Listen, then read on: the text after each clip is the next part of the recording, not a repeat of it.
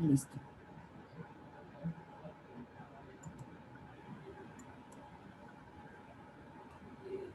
Bien.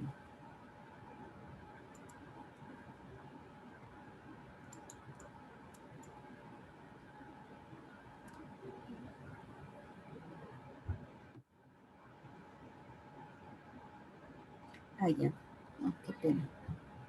Entonces lo que estaba haciendo era lo siguiente. Imagínense un tramo en tangente de la carretera. De repente aquí. Luego una curva circular.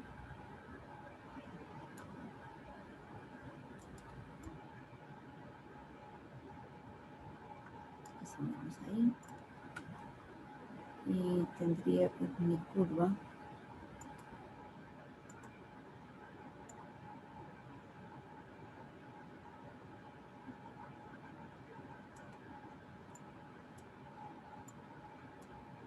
Entonces este es mi principio de curva. Y este es mi punto de término de la curva circular. Entiéndase que esto es perpendicular.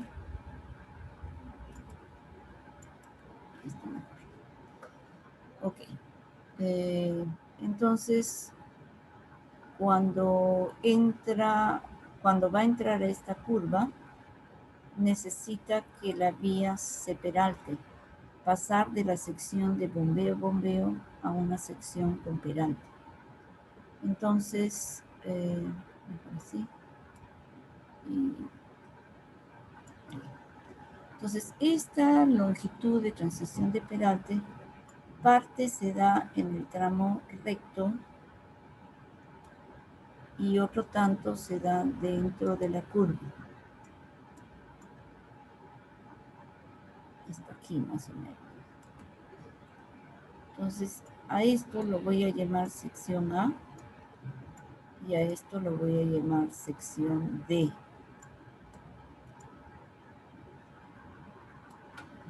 Bien, en la sección A, ¿qué tenemos? Tenemos bombeo. En una sección B tenemos horizontal, bombeo. En una sección C tengo bombeo.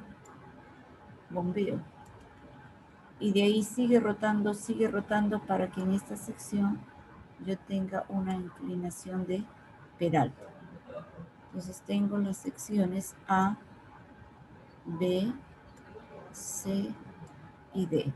Hay otras más intermedias, F y G, que todavía no la voy a introducir. Esta es netamente, a esto se denomina longitud necesaria para la transición del peralte, para poder pasar de la sección de bombeo a una sección con peralte para contrarrestar la fuerza centrífuga. Quizás algunos dirían, y por ahí alguien me ha dicho, no, la norma peruana está mal, se ha copiado de la española, que debería estar el peralte total aquí. No. Bueno, bajo mi punto de vista, que me parece que está bien, si bien es cierto que a partir de que empieza la curva circular aparece la fuerza centrífuga, yo no puedo darle todo el peralte aquí. ¿Por qué? Porque un instante anterior, si yo tengo peralte, la sección anterior tiene una inclinación muy parecida, pero un poquito más bajo, ¿sí? Y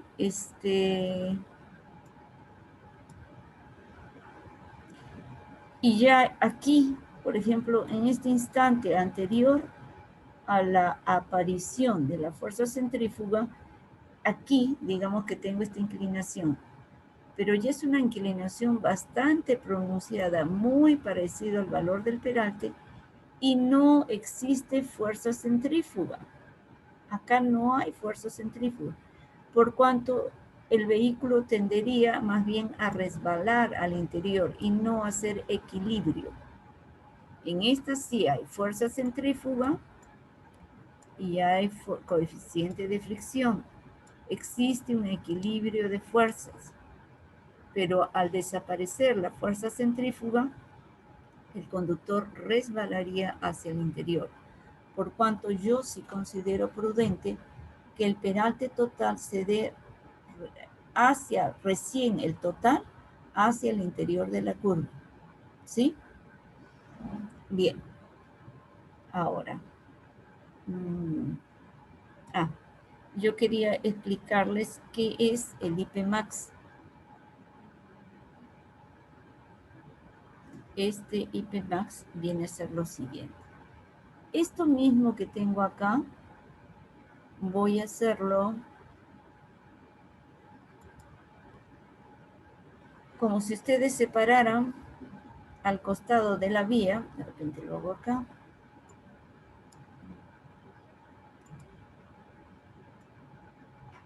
Este es mi eje de la carretera.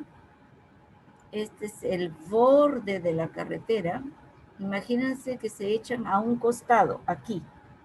Échense en la pista acá, ¿sí?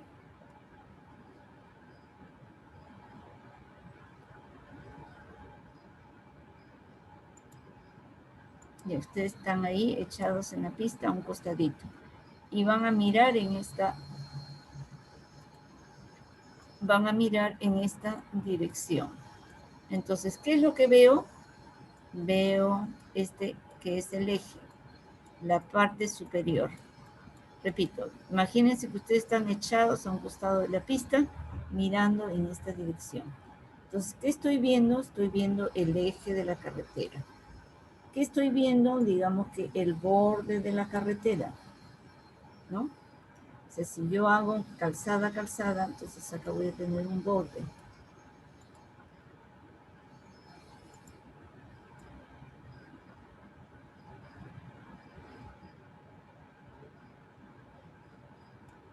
Sí, está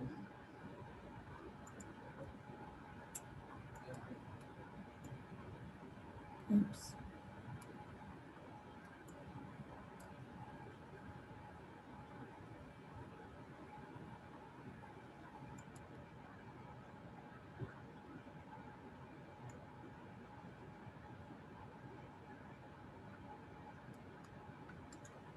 Ya.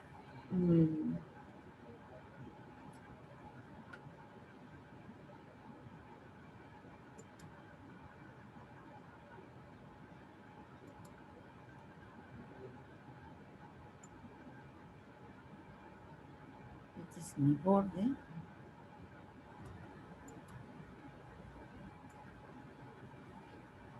Más o menos mi borde, ¿sí? Entonces, este es mi eje y este es el borde derecho. Borde derecho y este es mi borde izquierdo. Entonces, ustedes están viendo acá, wow, no, voy a ponerle.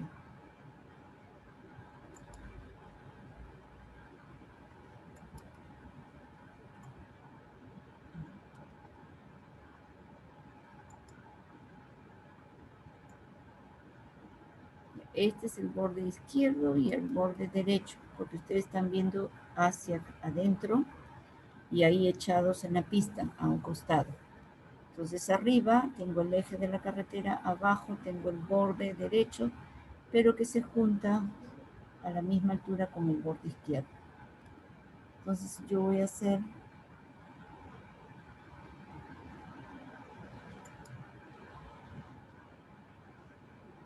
una etapa A,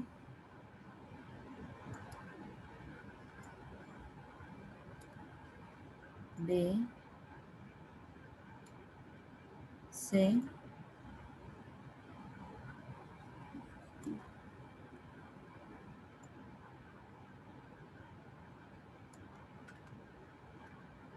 y por acá va a estar la sección D. Entonces primero voy a tener bombeo. En la siguiente fase voy a tener horizontal bombeo. O sea, miren este punto. Este punto de acá es este. Este punto de acá es este.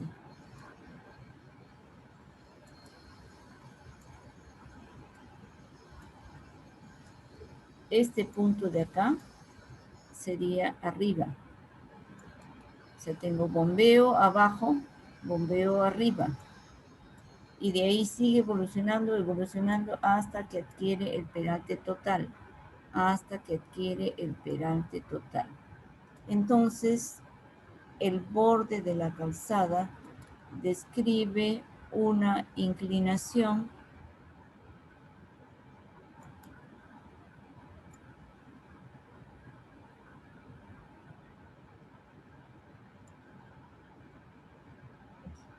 el borde de la calzada va evolucionando este punto, este punto, este punto, hasta acá, formando un ángulo. Y ya hemos visto que una inclinación, ya sea de la orografía, de la pendiente longitudinal de la carretera, una pendiente transversal de la vía, o el tema de evolución del borde de la calzada, cómo va evolucionando de la parte de menos B a la parte 0, a la parte de más B, hasta finalmente a la parte de más P, ¿no? Menos B, 0, más B, hasta la parte de peralte, digamos.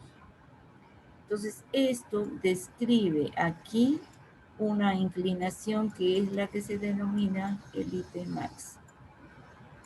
Entonces, esto que está acá, eso es este famoso IP max. Es la inclinación o la pendiente con la cual desarrolla el peralte.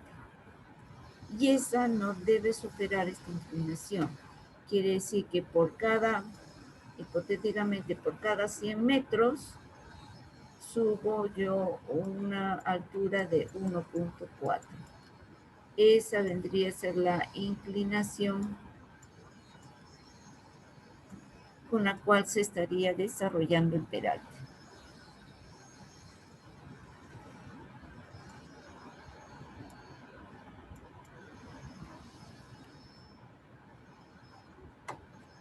Bien, hasta ahí más o menos alguna consulta, duda. Profesora, ¿y el B? B es el valor del bombeo. Acá está. Allá, el B, ahorita, mejor ya lo muestro para no pelearme con la gráfica. Entonces, B lo muestro en unas páginas, en unas vistas más adelante, ¿sí? Longitud de transición de peralte, entonces parte se da en tangente, parte se da en la curva. Una vez que terminan el desarrollo peralte, aquí recién adquieren el peralte total. Y según la norma debe mantenerse en una extensión de V sobre 3.6 para luego iniciar nuevamente su regreso a la sección de bombeo-bombeo. Esto resulta a veces un poco corto, resulta en una longitud de arco no aceptable, porque les indicaba la vez pasada que si están ustedes con velocidad de 30 o de 40, más o menos esto es alrededor de 4, 5 a 6 metros. Para no complicarnos, ya digamos que este es 5 y este es 5, estamos hablando 10. Y esto de acá resulta un valor también más o menos en promedio 10. Si fuese 30, esto me sale 9. Si fuese 40, esto me sale cerca de 11. Por eso no nos hagamos problemas, redondeemos en promedio 10. Estaríamos hablando, si me acojo o me amparo a ese párrafo de la norma, me estaría admitiendo una longitud de curva de 20 metros, lo cual contradice con lo cual ellos dicen que la longitud de arco debería ser 3 veces la velocidad. ¿Sí?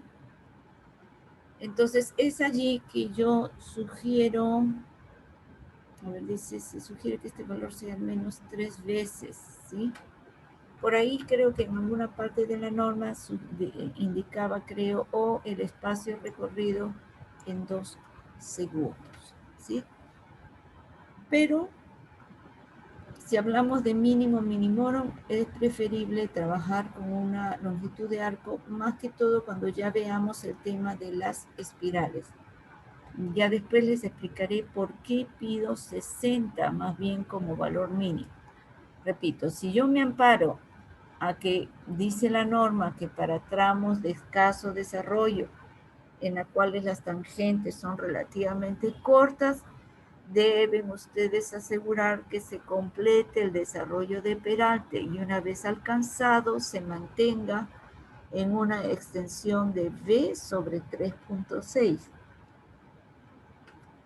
Con lo cual me estaría dando, si me amparo a ese párrafo, una longitud de arco de 20, comparado con este, si es 40, me estaría diciendo, no, tú tienes que cumplir 120, ¿no? Pero acá me dice la norma que al menos yo podría hacer 20, ¿no?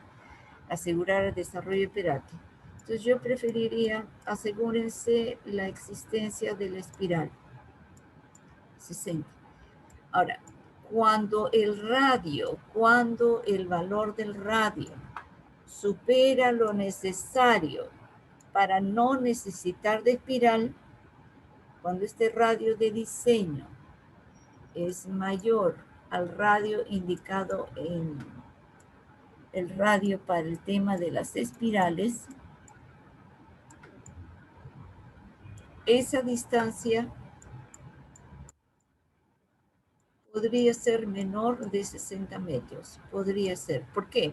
Porque cuando el radio de diseño es superior a lo indicado en los radios para las espirales, o sea, radios mínimos, a partir de los cuales ya no sería necesaria la presencia de las espirales. Entonces, si yo ya no necesito espiral, yo tampoco ya necesitaría una longitud mínima de arco de 60 metros. Podría ser un poco menos, ¿sí? Pero creo que entre el extremo superior y el extremo inferior, 60 resultaría en una longitud de arco agradable.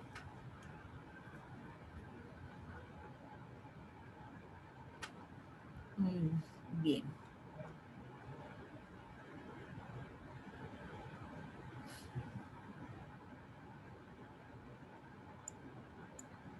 Ya. Entonces, continuando. Esto es lo que ya les expliqué, ¿no? Parte en tangente, parte en curva, y una vez que se alcanza el peralte total aquí, se debe mantener en una extensión de B sobre 3.6. Ese es uno de los párrafos que me lleva a una longitud extrema mínima.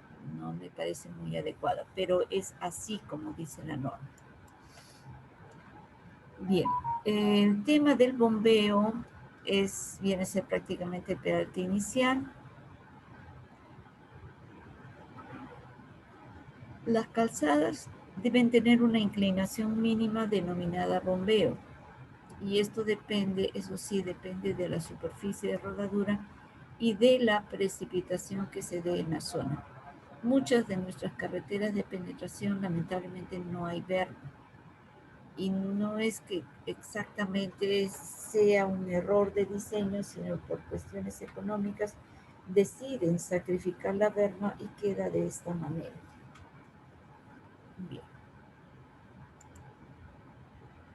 Esta es la tabla 30403 que me permite seleccionar el valor del bombeo. Entonces yo les decía, para pavimentos tipo superior de concreto hidráulico o asfáltico, mínimo podría ser un 2% si la precipitación es baja. Si no, mi valor mínimo sería algo de 2.5 si la precipitación es más alta de 500 milímetros por año. En el caso de nosotros que somos carreteras de tercera clase, aspiramos al menos a tener como superficie de rodadura un tratamiento superficial, en cuyo caso me recomienda, si la precipitación es baja, mínimo 2.5, no 2, 2.5 es lo mínimo. Y conforme la precipitación es más alta,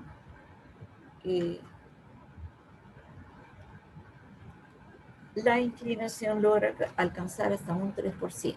Y en el caso de afirmado, peor, podría yo llegar a un caso extremo de requerir una inclinación del 4% si la precipitación es más fuerte de 500 milímetros por año. Bien. Esto lo paso, ya más o menos lo hablé. Ya, y esto es el valor de B. B dice literalmente, es la distancia que va desde el borde de la calzada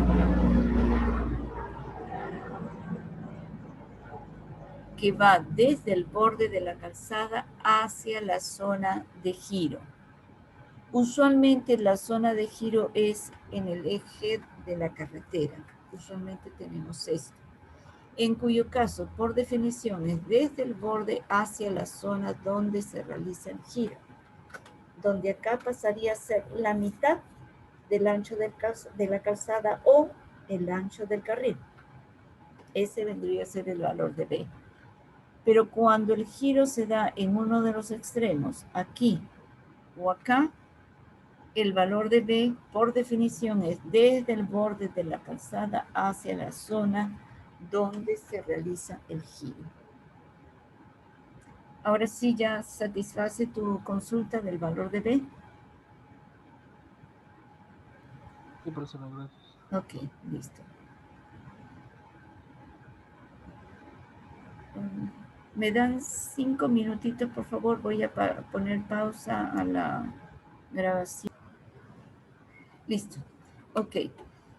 Entonces, teníamos acá que de acuerdo a la superficie, pues máximo podríamos tener una inclinación del 4%, pero esto es en el caso de afirmado, ¿sí? Entonces ya habíamos visto que el valor de B es, por definición, desde el borde de la calzada hacia la zona donde se realiza el giro. Para nosotros prácticamente siempre vamos a tener que reemplazar el valor de la mitad de la calzada o ancho del carril, salvo que se indique lo contrario, que el giro se va a realizar sobre alguno de los extremos de la vía.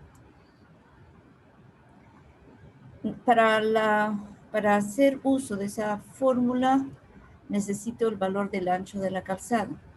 Así como hay tabla de pendientes máximas, hay la tabla de anchos mínimos de calzadas para 2 carriles, que es la tabla 304.05 de la norma. Ingreso, por ejemplo, para la velocidad de 40 kilómetros por hora, para una carretera de tercera clase ubicada en una orografía tipo 2, el ancho de calzada sería 6,60. Si estamos con 80 kilómetros por hora para una autopista de segunda clase en una orografía tipo 3 sería 720, ¿no? 80 con una autopista de segunda clase en una orografía 3 sería 720 el ancho de la calzada. Bien, el siguiente tema es sobre ancho de la calzada. O sea, el vehículo al entrar a una curva es un ente rígido, por tanto no se adecúa a la configuración de la vía, por cuanto es necesario un ancho adicional para que pueda entrar sin estar invadiendo el carril contrario. Si ustedes agarran su wincha, tramo en tangente, será 6 metros, pero acá puede ser 1 metro más, 1,20 m, 2 metros, 3 metros más adicional del ancho, aparte del ancho de la calzada.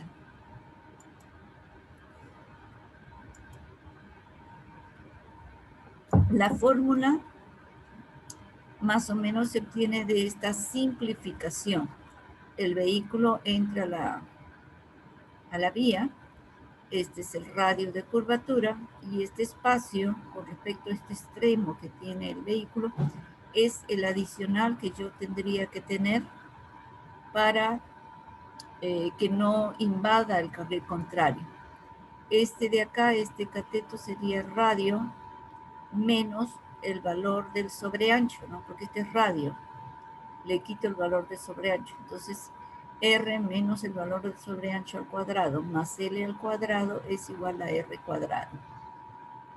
Despejan el valor de sobreancho y obtienen esto que está acá, donde N es la cantidad de carriles que se tienen, en este caso son 2 para nosotros, Y este es un valor experimental que se ha incluido en la fórmula según Ashby.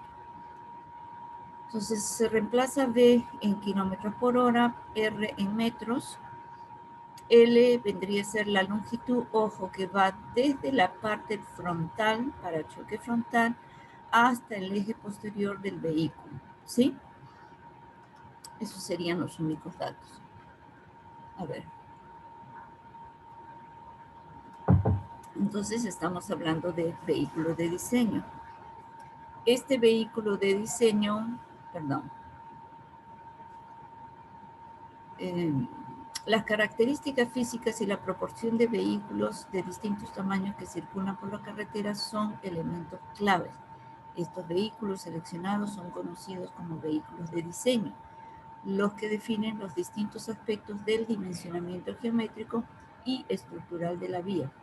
Por ejemplo, el ancho del vehículo incide en el ancho del carril, el ancho de la calzada, la berma y sobreancho. La distancia entre los ejes también influye en el ancho y radios mínimos internos y exteriores. Bien, la relación peso bruto con respecto a la potencia en lo que se refiere a las pendientes máximas. Algunos de los vehículos C3, 1, 2, 3, C4, 1, 2, 3, 4, bus B2, bus B3, 1, 2, 3, bus B2, y este es nuestro bus B4 que van a considerar como vehículo de diseño. 2 adelante, 2 atrás. Y pueden apreciar con bastante notoriedad que al entrar el vehículo, el conductor a la vía prácticamente está acá bordeando el eje de la carretera y la parte posterior está bastante más alejada, pues es algo rígido que entra a una zona de curva. Observen acá también con bastante notoriedad, ¿no? El conductor está prácticamente casi tangente al interior de la curva, pero acá miren el espacio adicional que tendríamos que darle para que este extremo del conductor, miren que va de extremo interior al extremo interior de la curva, perdón, exterior. Entonces se requiere de sobreancho. Este es un T3, 1, 2, 3, y el semi-trailer, acá está la quinta rueda, es la del acople, 1, 2. Y esta es la definición, es desde el parachoque frontal hacia el eje posterior. Usualmente los dimensionamientos en las normas se tiene esto, estas distancias entre ejes y esto, y la total. No es la distancia de 320 más 775, es a este de acá, por cuanto ustedes tendrían que hacer una especie de relación lineal, es decir, agarran el escalímetro y leen, por decir, esto de acá me lee una distancia, no sé, si es con el manual, el libro o la pantalla inclusive de la computadora, digamos, esto es 5 centímetros. Entonces 5 centímetros es a 15 metros, como esta distancia de aquí hasta, disculpen lo chueco, hasta acá, que digamos me da un valor de repente 3.8, por decir algo, no sé qué valor ahorita me salga, ¿no? Como 3.8 es A, y ustedes determinan.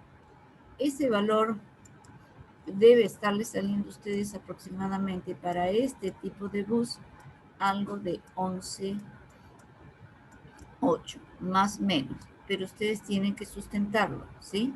Es decir, hacen su regla de 3 como les he indicado. Bien.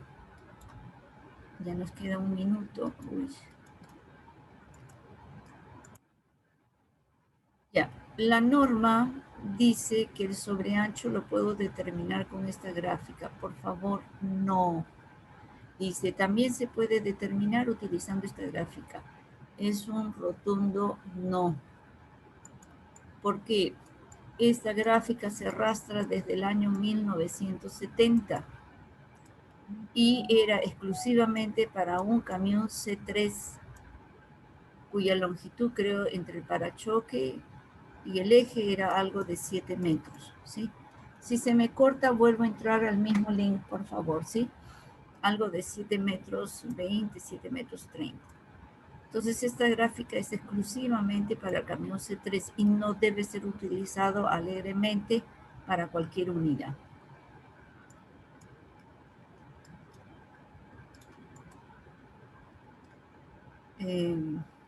A ver, voy a cancelarla, voy a parar y reanudo ahorita de nuevo la